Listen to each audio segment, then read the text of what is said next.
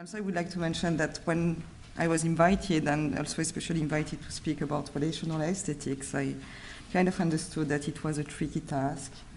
And in a way, and hopefully nobody is going to be disappointed, but in a way, I avoid the task of, in a way, thank you. I avoid the task of speaking about relational aesthetics itself, since during this presentation, I will be speaking about mostly two exhibition projects that took place actually before relational aesthetics as a concept was labeled and published.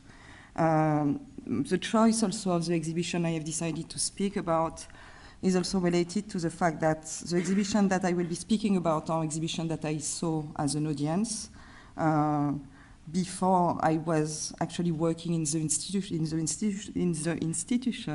that created those exhibitions. So when I saw those exhibitions, I wasn't familiar with the institutional context, I wasn't familiar with the works, I wasn't familiar with the ideas associated with them. And I remember having a lot of questions about those exhibitions. So I tried to use those questions in order to formulate my presentation. And then I tried to use also the knowledge that I gained from working at Le Consortium, which organizes exhibitions, and also working with Les Presses du Réel, the publisher, which published actually Relational Aesthetics by Bourriaud, in order to try to formulate something that eventually can bring some, I don't know, I cannot say different ideas, but maybe like another way of looking eventually at those exhibitions and the work of those artists. So let's start. This presentation explores a social turn in exhibition making in France in the 1990s, when a significant number of artists asserted the social as an essential inclination and motivation for their production, and when French institutions for the visual art supported their endeavor and hosted exhibitions and projects by these same artists. In France, this interest in the social was quickly given a name. It was coined in 1995 as relational aesthetics by critic and curator Nicolas Bourriaud. It is now internationally known and criticized as a label that has been applied maybe too fast or maybe too early and to a vast diversity of artistic practices. Relational aesthetics intended to be a theory contributing to a better understanding of the social awareness present in the work of international artists in the 1990s, which was especially represented by French and British artists. According to Nicolas Bourriaud, relational aesthetic expresses the emergence of a renewed consciousness for the social and a new aesthetic for the visual art, which especially considers interhuman relationships as an aesthetic object. Until today, the artists that have been associated with relational aesthetic form an unsettled and inconsistent group or collective. More accurately, it is a flexible association of artists that have regularly met on occasion for artistic events, commission, and other collective projects since 1988. It has involved a list of maybe 40 names, among some of the best known and most regular participants are Liam Gillick, Henry Bond, Douglas Gordon, and Angela Bullock from the UK, Dominique Gonzalez-Foster, Pierre Huyghe, Pierre Joseph, Philippe Parreno, and Xavier Veillant from France, Maurizio Cattelan of Italy, Karsten Oller of Belgium, Rekriti Ravanija, born in Argentina but originally from Thailand, and the Cuban-American Jorge Pardo. The most recent significant grouping of these artists in an exhibition project took place in 2008 during the Any Space Whatever exhibition, a collective exhibition organized by Nancy Spector at the Guggenheim Museum in New York. Between collective exhibitions, the respective artists continue independently to develop their artistic practices and collaborate in duo, trio, or more participants in collective projects within or outside the institution. Because these artists were dissatisfied with the condition in which to show their work and critical of the exhibition as a showroom of the 1980s, collective exhibition became a significant aspect of the activity. Exhibition offers them a crucial moment when the association is reactivated, when they meet again and work together for a given time. It is a collective mode of expression, as shown in the artist's recent discussion on the use of the exhibition as a medium. The exhibition is conceived as an essential and flexible vehicle for artist expression and communication that contrasts with more traditional conception of group show as mere presentation of finished and individual art objects. Therefore, more than ever before, artists in the 1990s engaged with exhibition making and curating, not only for their own work, but also for group shows and collective projects. However, the artworks addressed here and the ideas associated with them still raise a large number of questions. The issues that will be addressed in this presentation are as follows. What kind of social-political engagement did this exhibition intend to develop? What are the social model or societal behaviors that this exhibition have attempted to communicate? And was they significant in regard to the context of emergence? Finally, to what extent should the institutional context in which they have emerged in France be taken into consideration to reshape our understanding of these practices? In order to address these questions, this presentation focuses mainly on two exhibition projects that took place between 1994 and 1995 in Dijon, in Bourgogne, France. Surface de réparation, that translates as penalty area in reference to football, at the FRAC Bourgogne, and Moal Maze in reference to the BBC Radio 4 show with the same name at the Contemporary Art Center Le Consortium. Both projects were organized by Eric Troncy, who had been an early supporter of this artist since 1989, when he started presenting their work at the APAC, Association for Contemporary Art, in Nevers, Bourgogne, France. In 1996, just after he curated the exhibition in Dijon, Troncy became co-director of Le Consortium. Through his recommendation to Le Consortium and to the publisher Les Presses du Réel, Troncy was central to the popularization of the artist's work, as well as to the publication of Bourriaud's Relational Aesthetics.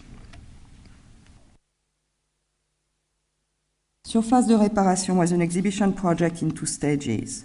The first edition, Surface de Réparation 1, opened early 1994 with a group of 7 artists, including Angela Bullock, Liam Killick, Karsten Oller, and Rekriti Rabanidja. For Surface de Réparation 2, which opened at the end of 1994 and closed in January 1995, 8 additional artists were invited to enter the team and continue the exhibition project into a second act. The title of the project, Penalty Area, intended to create an overlap between the exhibition with a football match.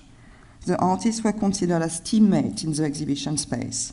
The artists were considered as teammates, and the exhibition space was their playground. The objective set by the curator for the exhibition was that the artists would collectively conceive the exhibition in its own. With the exception of the initial list of participants chosen by the curator and having to work together, the artists invited to take part in the project were pretty much in charge of all aspects of the exhibition. This included eventual changes in the list of participants itself. For Surface de Réparation 2, for example, Philippe Parreno invited famous impersonator Yves Lecoq to participate in a delegated performance on the opening night. The performance, entitled Public Man, consisted in a reading of a text about Sangoku, a character from Japanese manga Dragon Ball. Yves Lecoq was a popular French radio and television celebrity who imitated the voices of various personalities. The politician Jacques Chirac, the French rock singer Johnny Hallyday, and the French actor Sylvester Stallone, identified through his double voice for French movies. Obviously, the piece questioned authorship. It was based on appropriated voices and left unclear the identity or even the age of the person who wrote the text. Needless to say that the consciously pop cultural subject matter and substance of the communication were provocative for the institution housing the performance. However, this was not what was important. According to Parreno, the core of the project was in fact the movement of the audience towards the performer. He made reference to the phony audio equipment and the unplugged microphone that brought the audience to a promiscuous physical closeness with the performer. Nonetheless, in an attempt to disturb the usual conception of a group show as a collection of individual work presented before an audience, and in order to facilitate the collective conception of an exhibition in its whole, two different strategies were determined by Troncy as a curator. In Surface de Réparation 1, the invited artists were not expected to come with already made works. Instead, the production would result from the meeting and encounters, from the stay in Dijon for 2 weeks before the opening, and for the cohabitation in the exhibition space and collaboration with the other artists. The moment of interaction and creative exchange occurring prior to the opening were considered by the artists to be integral to the exhibition itself. By contrast, in Surface de Réparation 2, Troncy had artists submitting their work, one after another, and eventually reacting to preceding submissions. He openly acknowledged his depth to previous artistic model experimenting with collective creation, such as Surrealist Esquisse Corps, or the exhibition À Pierre et Marie, to Pierre and Marie, a collective project organized by artists Sarkis and Daniel Buren and critic Michel Clora and Jean-Hubert Martin in an old Parisian church between 1983 and 1984. À Pierre et Marie was an exhibition composed through time, over almost 2 years, with a continual succession of submissions by the 69 artists involved in the project. The working method enunciated by Troncy were not new to the artists. Indeed, they were even partly inspired by them. In previous exhibition projects in the late 1980s, the artists had already shown a significant interest in working collectively and taking charge of exhibition projects. However, most commonly, early projects that involved them insisted on the value of communitarian working and sometimes even living experiences, along with the introduction of delegation, discursivity, and play as working methodologies. Regardless of the method used by the curator to obtain the pieces and despite his objective to generate a collective conception of an exhibition, the floor plan for both editions of Surface de Réparation revealed that the artists essentially delivered individual submissions. Nevertheless, common themes were between the works. They were enunciated in the press release as 3 working directions: behavior and social mechanism, temporary narrative, conviviality and viewers' participation. These themes located the artist's preoccupation broadly within the social sphere and demonstrated that Surface de Réparation was conceived with the viewer in mind, who was offered to experience the artwork and the institution through physical interaction, intersubjectivity, and sociability.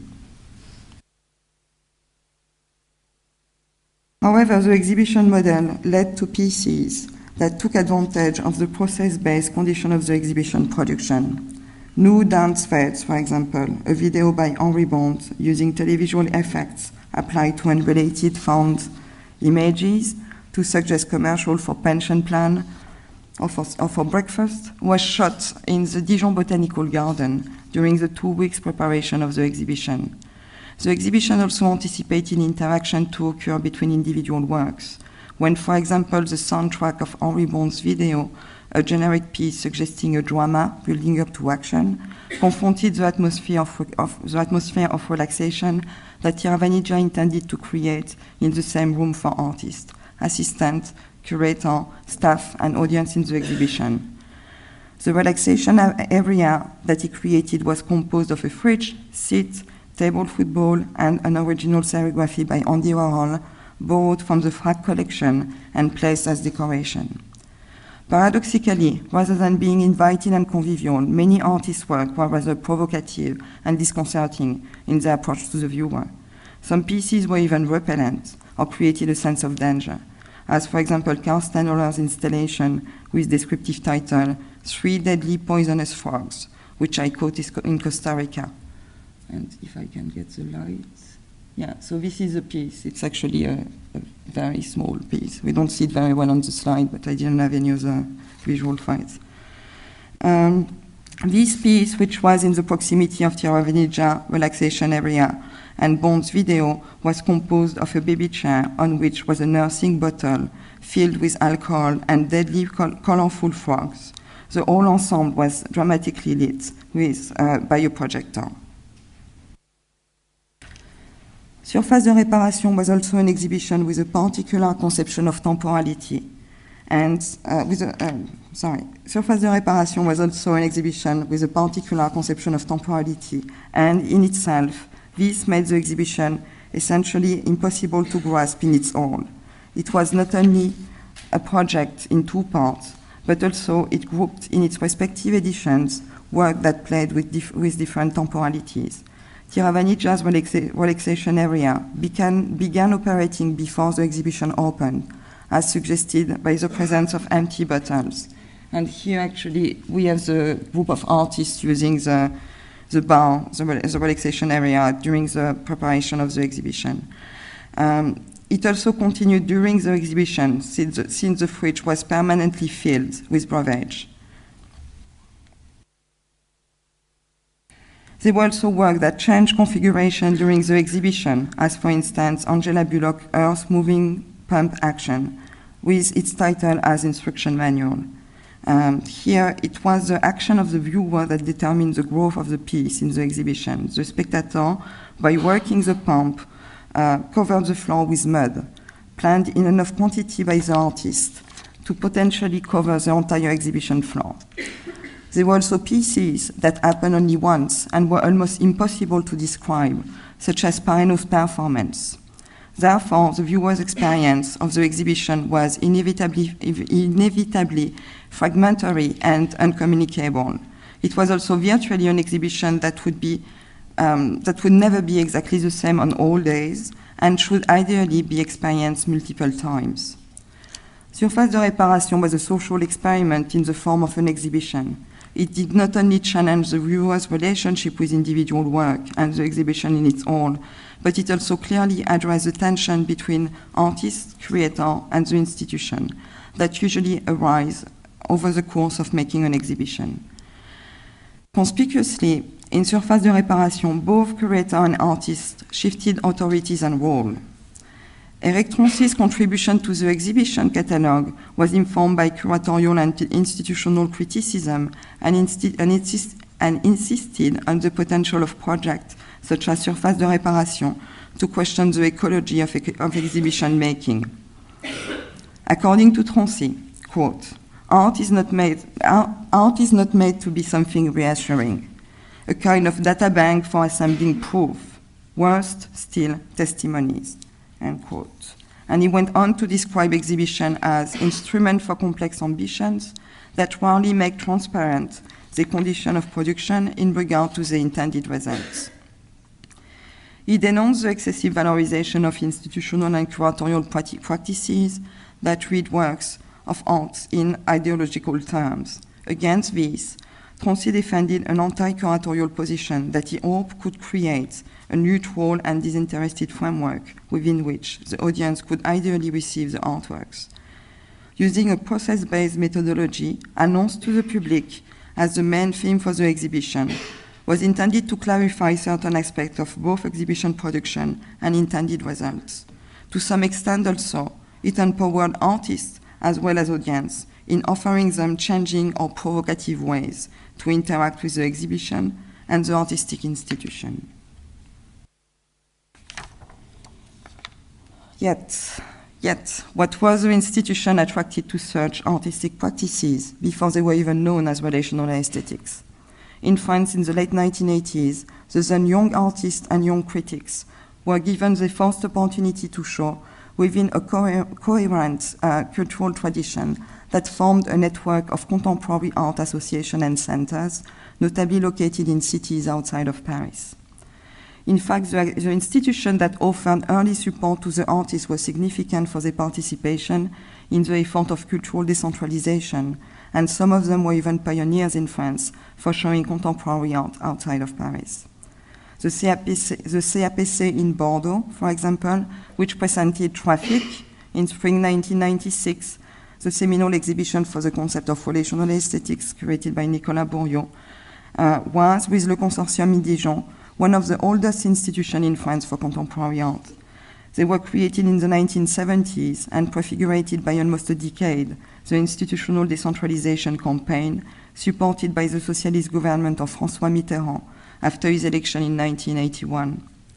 Additionally, Le Magasin in Grenoble and La Villa in Nice, also important for the artist, directly resulted from this same politics. Both were created in 1986 as national centers for contemporary art and originated from François Mitterrand's great projects. Similar also was the FRAC, Regional Funding for Contemporary Art, which directly emanated from Jack Lang's Ministry of Culture and were implanted after 1982 in each French region. However, before receiving state support for the 1980s, many of these institutions had started their activities independently under the legal status of associations. The Contemporary Art Center Le Consortium actually found its name in reference to its original status as grouping of cultural associations. In recent French institutional history, this status has become essential for contemporary art, especially because it has allowed the formation of non-profit organizations and the collection of state grants. Association originated from a liberal law adopted on July 1st, 1901, under the Third Republic, which authorized the freedom of association. Associations by this law are widely spread in France. There were 1 million in 2006, ranging across sport, health, humanitarian action, social action, and culture. The cultural associative system in France used to be an alternative network, which significantly expanded the field of culture since the 1970s. The associative model described above was familiar to the artist, and an association by law of 1901, the Association of Free Time, was created by some of them. The association originated as a contribution to the Moral Maze, which was a project conceived by Liam Gillick and Philippe Parreno in 1995. The Association of Free Time was created on June 2nd, 1995. It was composed of 4 French artists forming the bureau of the association. Pierre Huyghe as its president, Xavier Veillant as vice president, Dominique Gonzalez Foster as secretary, and Philippe Parreno as accountant. The other participants in the Moral Maze, Liam Gillick, Angela Bullock, Maurizio Cattelan, or Douglas Gordon, for example, were listed as honorary members for the association. As specified in its status, honorary members had accomplished services to the association and were released from paying the 10 francs annual fees. Other members could join the association upon request to the bureau and payment of the fees. They would be benefactors or active members of the association. To fulfill the requirements for legalization of any associations, 10 days after its creation, the Association of Free Time was officially declared to the police prefecture. According to its objective, the association was created for the development of unproductive time, for free thinking and the elaboration of a society without work. It was also mentioned that in order to make its idea known, the association will organize various public meetings, conferences, publications, and parties. The statements enunciated by the association were close to those of late 19th century Franco-Cuban political writer Paul Lafargue, especially in his formulation of the right to be lazy, in which he defended laziness and creativity as ways toward human progress over the supremacy of work. The invitation card for Moral Maze, a folded letter-sized poster, announced the first general meeting of the Association of Free Time from June 12 to 18th, 1995, on the week preceding the opening of the exhibition. During the same week, the project Moral Maze took place in the exhibition space. It consisted in a series of interviews conducted by the artists, acting as investigators, and whose role was to interrogate a selection of specialists representing various fields of social professional activities. The interviews were partially recorded in an intermediary report written by Liam Gillick for Angela Bullock, who was absent at the beginning of the interview. Paradoxically, for an association devoted to the idea of a society without work. The person invited for interviews were above all identified by Gillick in his report through their socio-professional occupations.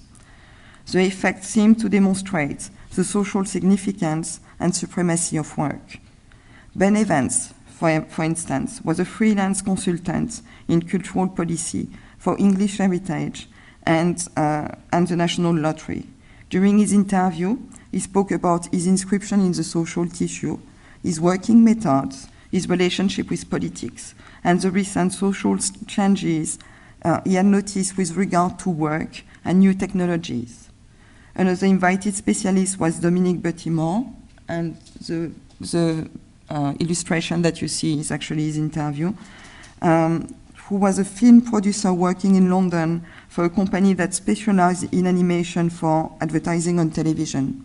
He spoke about the juridical limitation in advertising, the minor impact of computer in his life, and his current advertisement project for toothpaste. According to Gillick and Parreno, the interviews were intended to be non-judgmental.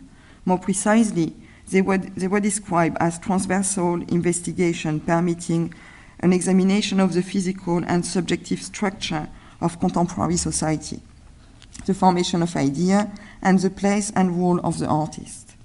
The interviews were not intended to be documented through writing or any other visual recording. With the exception of Gillick's intermediary report, today almost no information remains to reconstruct what happened in the week before the exhibition opened. Then, as specified by Gillick, his report was written for Angela Bullock only. When it was later published, this was done without his authorization.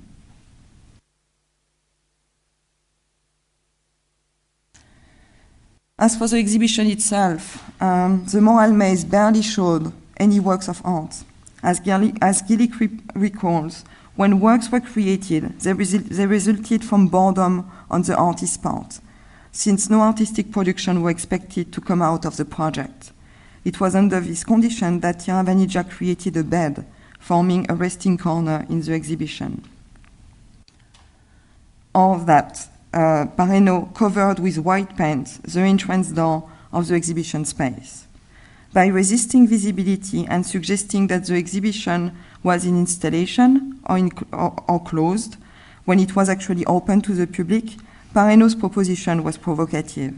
Nevertheless, it remained enticing as the entrance door was slightly open, inviting any daring visitor to enter the exhibition space. Upon entering the exhibition, the viewer was torn between the feeling of arriving too late or too early. The space showed evidences that it had been occupied, but remained empty. Then, rather than presenting artworks, the exhibition space had mostly been furnished with objects taken from the institution itself, borrowed from other places, or simply found. Overall, the exhibition resulted in suggesting a living space, or maybe more appropriately, a working space. Here, it is imperative to recall that the idea of conceiving the exhibition space as a laboratory for artists was a popular notion circulating in France at the time. To a large extent, the artists discussed here had inspired this idea. Going through the entrance door, the visitor entered a waiting room composed with a table, chairs, a stack of magazines, carpet, as well as too many light appliances into which Dominique Gonzalez Foster had placed light bulb of higher intensity than required. The waiting room then led to the investigation room, where the interview took place. On the table, which had been improvised by Liam Gillick for the interviews, was information about the Association of Free Time, its declaration, its status, and a copy of its publication in the Journal Officiel, the official journal of the French Republic, which is published daily to inform the public about legal events and publication and official declaration. In addition, a blank sheet of paper was provided onto which viewers who wanted to join the association as active members could identify themselves and submit a proposal. To conclude, a project like Moral-Maze undeniably experienced with the limit of exhibition making and spectatorship, as the artists explore if whether or not it was possible to visit a moral maze. In questioning the viewer's expectation as an audience, the artists departed also from a model of art making that consists in delivering a message. Instead, they sought a discursive situation that engaged artist, curator, institution, and audience. As a consequence, they have been often blamed for the open-endedness of their work and for the lack of a clear critical target. Preferring an anti-demagogical position, this generation of artists rarely refer or react against specific social concern for human welfare. Nevertheless, as an association of artists, they address the social in a diversity of ways, and in a way that has rarely been encountered before in the visual art.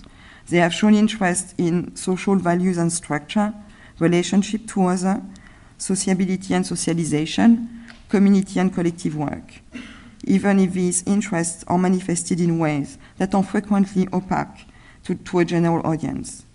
Undeniably, these interests represent values that are also commonly shared with the associative model, as well as with the ideal behind the politics of cultural decentralization, and retroactively allow us to make more sense of the context of emergence of these artistic practices.